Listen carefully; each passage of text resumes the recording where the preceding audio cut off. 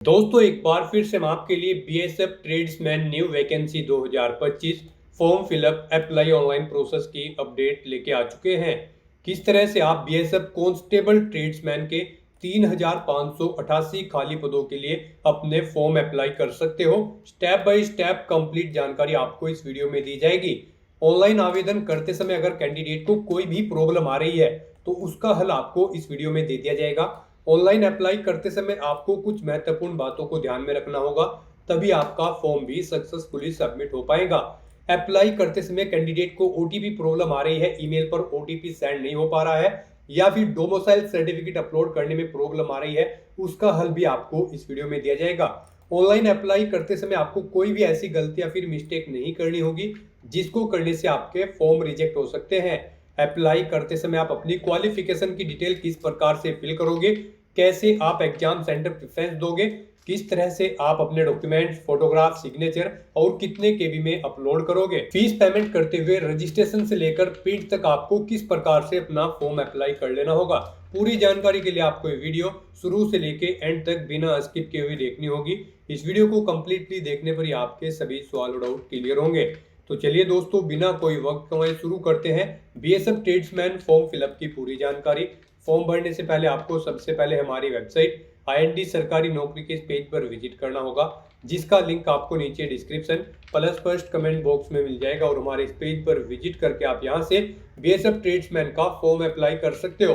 Border security force BSF सीमा सुरक्षा बल के अंतर्गत कांस्टेबल ट्रेड्समैन की भर्ती निकली हुई है। इसके लिए 3588 वैकेंसीज है। मेल के लिए 3406 पद है, फीमेल के लिए भी 182 वैकेंसीज निकली हुई है। लास्ट डेट अप्लाई ऑनलाइन करने की 23 अगस्त 2025 है। 23 अगस्त के मध्य रात्रि तक आप अपना फॉर्म अप्लाई कर सकते हो।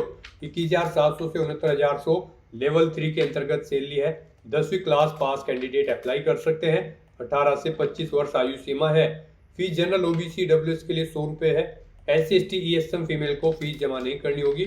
ऑनलाइन मोड से आप फीस पेमेंट कर सकते हो।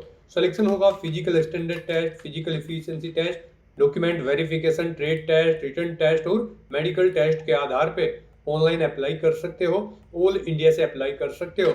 rectt.bsf.gov.in की ऑफिशियल वेबसाइट है, जिससे आप फॉर्म फिल कर सकते हो। इंपोर्टेंट लिंक सेक्शन के अंतर्गत आपको नोटिफिकेशन का लिंक दिया गया, इस पर क्लिक करते ही आप इसकी पीडीएफ डाउनलोड कर सकते हो। ऑनलाइन एडवर्टाइजमेंट नोटिस का यहाँ पर आप देख सकते हो पीडीएफ है। इसको स्क्रॉल डाउन करते हुए आप यहाँ पर मेल फीमेल के लिए वैकेंसी चेकआउट कर सकते हो। सैलरी डिटेल आपको यहाँ पर दे दी गई है। कुछ इंपोर्टेंट इंस्ट्रक्शंस दी गए हैं, अप्लाई करने से पहले आप इनको रीड आउट कर सकते हो, देन उसके बाद सिंपल वे में अप्लाई कर सकते हो। साथ ही साथ यहाँ पर आपको जानकारी मिल जाएगी कि कब से कब तक आप अपने ऑनलाइन फॉर्म में करेक्शन कर सकते हो। एलिजिबिलिटी क्राइटेरिया आपका क्या रहेगा, क्वालिफिकेशन डिटेल आपकी क्या रहने वाली है, क्या एज लिमिट है, ट्रेड वाइज क्वालिफिकेशन आप यहाँ से चेकआउट कर ले।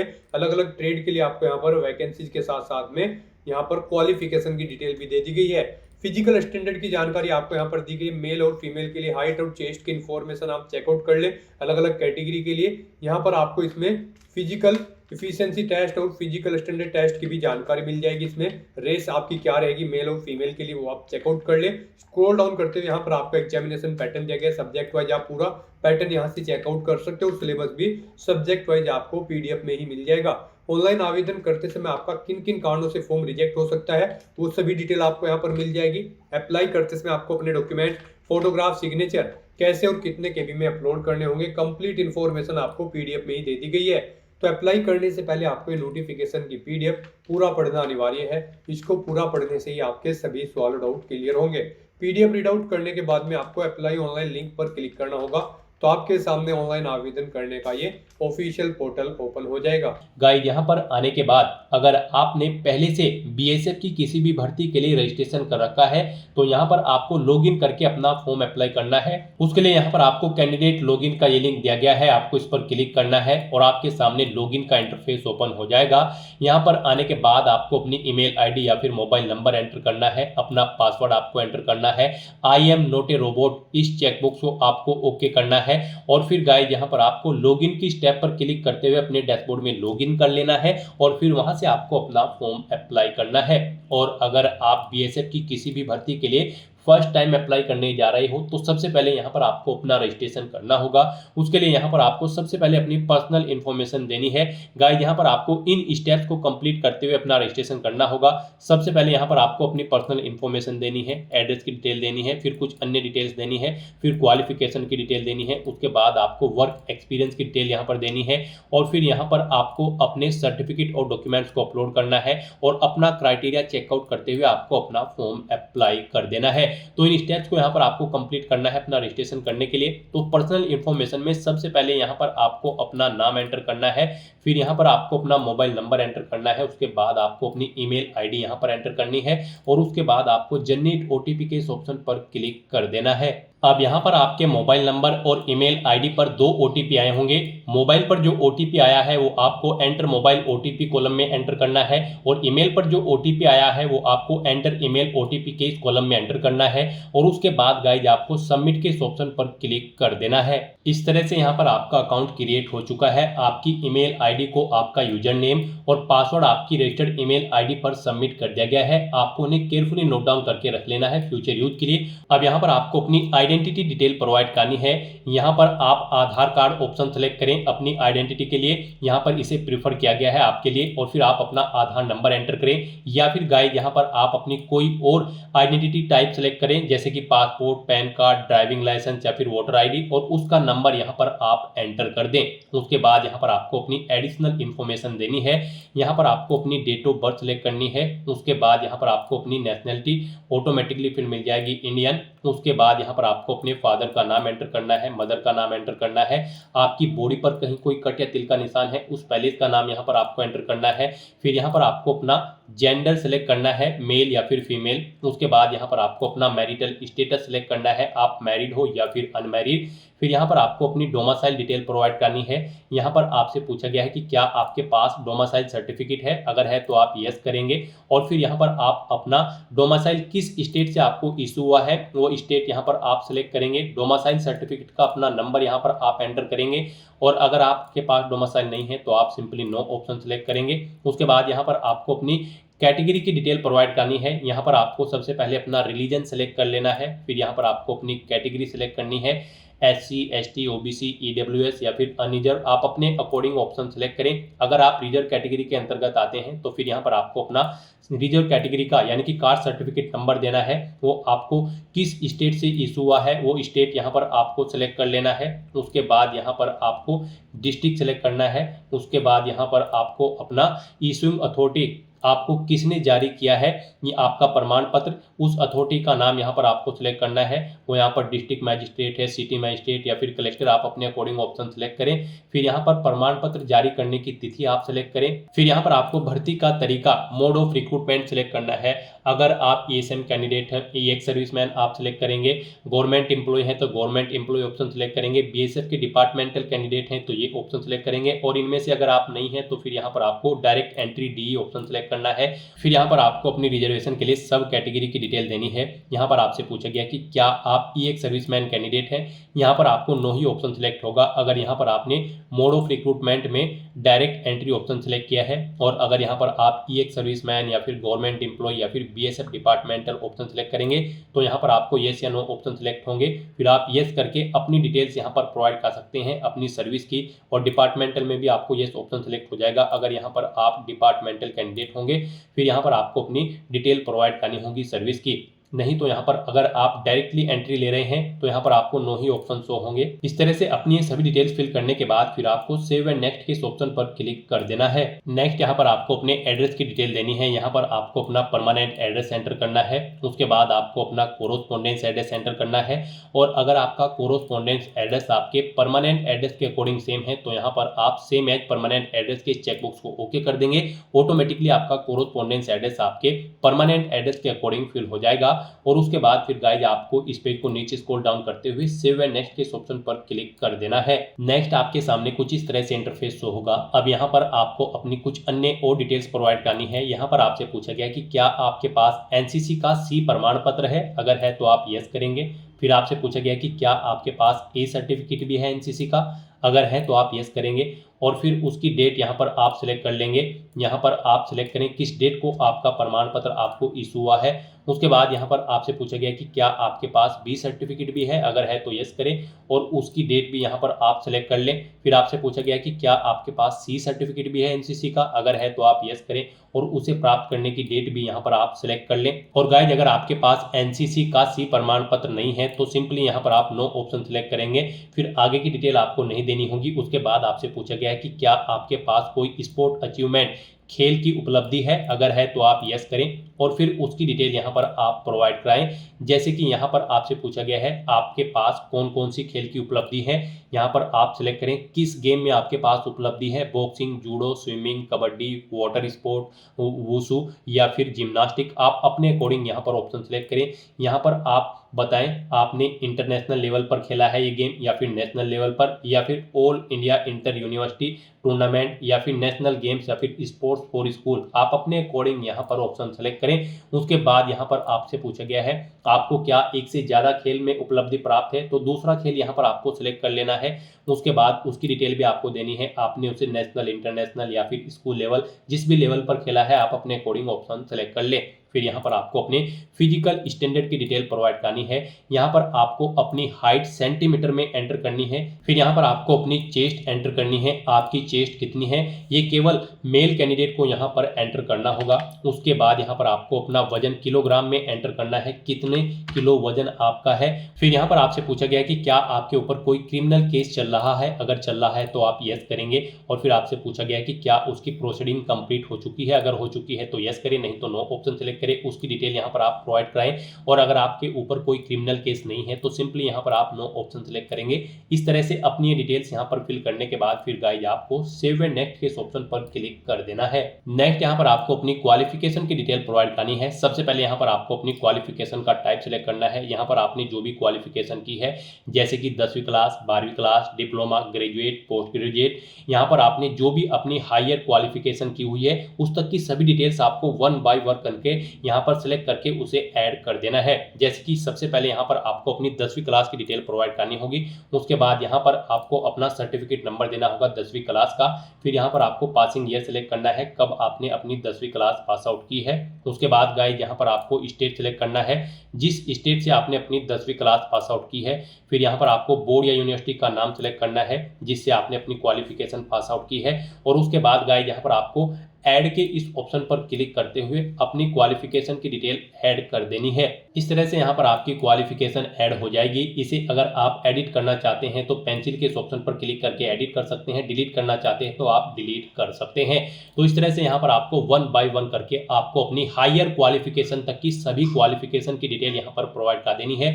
जैसे कि 10वीं के बाद 12वीं अगर आपने की है तो 12वीं की डिटेल, 12वीं के बाद आपने ग्रेजुएशन, पोस्ट ग्रेजुएशन, कोई डिप्लोमा, पीएचडी, एमफिल जो भी डिग्री आपने की हुई है वो यहाँ पर आप सिलेक्ट करें और वन बाय वन करके ऐसे ही यहाँ पर आप अपनी हाईएस्ट क्वालिफिकेशन तक की डिटेल्स ऐड कर दें। और इस तरह से यहाँ पर अपनी सभी क्वालिफिकेशन ऐड करने के बाद गाइज फिर आपको नेक्स्ट के इस ऑप्शन पर क्लिक कर देना है। नेक्स्ट यहाँ पर आपको अपने एक्सपीरियंस की डिटेल प्रोवाइड करनी है। यहाँ पर आपसे पूछा गया है कि क्या आप एम्प्लॉय हैं, अगर हैं तो आप यस करेंगे और फिर उसकी डिटेल यहाँ पर आप प्रोवाइड कराएंगे। जैसे कि यहाँ पर आप प्रेजेंट में हैं या फिर पास्ट में एम्प्लॉय थे, आप अपने अकॉर्डिंग ऑप्शन सेलेक्ट करें। फिर यहाँ पर आपसे पूछा गया है आपके एक्सपीरियंस का टाइप, अनुभव का प्रकार आपको किस सेक्टर में है, यहाँ पर आप अपने अकॉर्डिंग ऑप्शन सेलेक्ट कर लें। फिर यहाँ पर आपको बताना है कि क्या यहाँ पर आपकी सेवा का प्रकार था, यहाँ पर आप सेंट्रल गवर्नमेंट के थे या फिर उत्तराखंड स्टेट या फिर अदर स्टेट या फिर कांस्टेबल या फिर हेड कांस्टेबल की पोस्ट पर आपको अपना एम्प्लॉयर टाइप सेलेक्ट कर लेना है। उसके बाद आपको नेचर ऑफ एम्प्लॉयमेंट यहाँ पर सेलेक्ट करना है, आप परमानेंट थे, टेम्परेरी या फिर कॉन्ट्रेक्चुअल बेस पर। फिर किस डेट से किस डेट तक आप थे, अगर आप पास्ट में जॉब कर रहे थे, अगर आप प्रेजेंट में कर रहे होंगे तो फिर यहाँ पर आपको बताना होगा कब आपने ज्वाइन किया था। उसके बाद आपको अपनी पोस्ट का नाम देना है, जिस पोस्ट पर आप कार्यरत थे, इंस्टीट्यूट, डिपार्टमेंट या फिर ऑर्गेनाइजेशन का नाम देना है जिसमें आप कार्यरत थे। और उसके बाद गाइज आपको सेव के इस ऑप्शन पर क्लिक करके अपनी एक्सपीरियंस की डिटेल यहाँ पर ऐड कर देनी है। यहाँ पर आपको आपके एक्सपीरियंस की डिटेल शो हो जाएगी और अगर आपको एक से ज़्यादा जगह वर्किंग एक्सपीरियंस है फिर आप दोबारा से यहाँ पर ये सभी डिटेल्स प्रोवाइड कराते हुए अपने एक्सपीरियंस की डिटेल सेव के ऑप्शन पर क्लिक करते हुए यहाँ पर सेव कर दें। 1 बाय 1 करके यहाँ पर ऐड हो जाएंगे आपके एक्सपीरियंस की डिटेल और फिर गाइज यहाँ पर आपको सेव एंड नेक्स्ट के इस ऑप्शन पर क्लिक कर देना है। और गाइज अगर आपको एक्सपीरियंस नहीं है तो सिंपली यहाँ पर आप नो ऑप्शन सेलेक्ट करेंगे, उसके बाद आपको कुछ भी डिटेल नहीं देनी है और फिर आप सेव एंड नेक्स्ट के इस ऑप्शन पर क्लिक कर देंगे। नेक्स्ट यहाँ पर आपको अपना फोटो, सिग्नेचर और डॉक्यूमेंट्स अपलोड करने हैं। इनके लिए आपको गाइडलाइन दी गई है। यहाँ पर आपका जो फोटो होगा वो 30 KB से 100 KB के बीच में होना चाहिए। सिग्नेचर आपके 20 KB से 50 KB के बीच में होनी चाहिए। क्वालिफिकेशन, कास्ट, एक्सपीरियंस सर्टिफिकेट, जो बाकी के सर्टिफिकेट्स हैं वो यहाँ पर आपके 30 KB से 100 KB के बीच में होना चाहिए और इन डॉक्यूमेंट्स का फॉर्मेट आपका JPG, JPEG, PNG या PDF होना चाहिए। तो इन डॉक्यूमेंट्स को अपलोड करने के लिए आपको यहाँ पर अपलोड फोटो, अपलोड सिग्नेचर या फिर अपलोड 10th मार्कशीट या फिर 12th certificate, upload graduate certificate, post graduate certificate, यहाँ पर आपने जो भी क्वालिफिकेशन की होगी उसके अकॉर्डिंग यहाँ पर आपको ऑप्शन शो कर दी जाएंगे। आपको इन्हें 1 बाय 1 करके अपलोड करना है। तो यहाँ पर आपको अपलोड फोटो या फिर अपलोड सिग्नेचर या फिर अपलोड सर्टिफिकेट के ऑप्शन पर क्लिक करना है। फिर आपको ड्रॉ फाइल्स टू अपलोड के ऑप्शन पर क्लिक करना है। फाइल्स को सेलेक्ट कर लेना है और 1 बाय 1 करके आपको अपने इन सभी डॉक्यूमेंट्स को यहाँ पर अपलोड कर देना है। यहाँ पर अगर आपके इन डॉक्यूमेंट का साइज कम या ज़्यादा है तो आपको गूगल पर जाना है और वहाँ पर इमेज रिसाइजर टाइप करना है। मल्टीपल ऑनलाइन वेबसाइट आपके सामने ओपन होंगी, उनमें आप अपने जिस भी डॉक्यूमेंट का साइज कम या ज़्यादा करना चाहते हैं उसे अपलोड करें और अपनी रिक्वायरमेंट के अकॉर्डिंग सेट करके उसे डाउनलोड करके फिर यहाँ पर आप अपलोड कर दें। इस तरह से अपने सभी डॉक्यूमेंट्स यहाँ पर आपको 1 बाय 1 करके अपलोड कर देने हैं।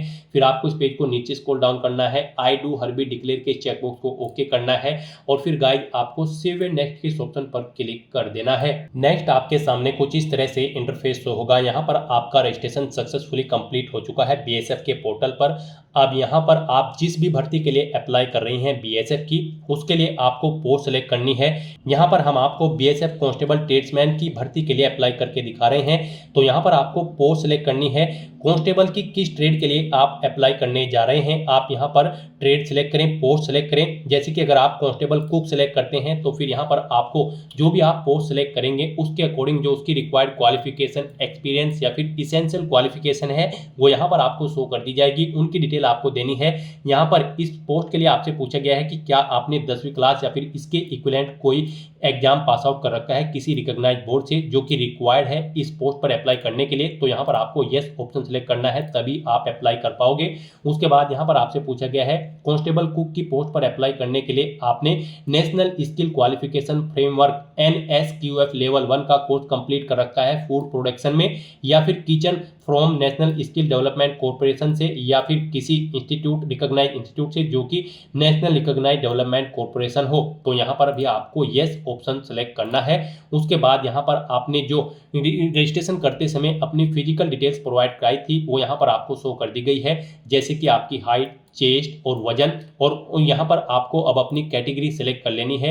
यहाँ पर जो भी पोस्ट आप सेलेक्ट करेंगे उसके अकॉर्डिंग यहाँ पर आपको कैटेगरी शो कर दी जाएगी। जिन जिन कैटेगरीज में वो पोस्ट होगी वो कैटेगरीज यहाँ पर आपको शो कर दी जाएगी।